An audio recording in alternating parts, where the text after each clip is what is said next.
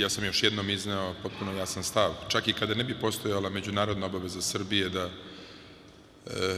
uhapsi Ratka Mladića i Gorana Hadžića, Srbija bi to učinila. Zbog toga što na taj način mi želimo da doprinesemo razjašnjavanju svih zločina i svih kriminalnih dela koji se desila tokom ratnih zbivanja 90. godina.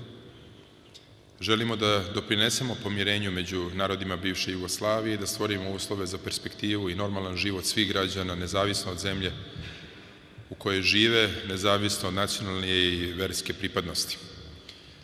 To je principijelan stav Srbije i mi ćemo nastaviti sve naše napore da dovršimo saradnju sa Haškim tribunalom i da posljednja dva optuženika, Mladić i Hadžić, budu u Haškom tribunalu.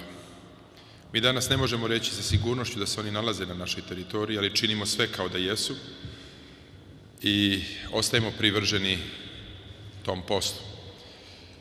Saradnja sa Haškim tribunalom je međunarodna obaveza i naša unutrašnja obaveza, imajući u vidu naše domaće zakonodavstvo i međunarodno zakonodavstvo.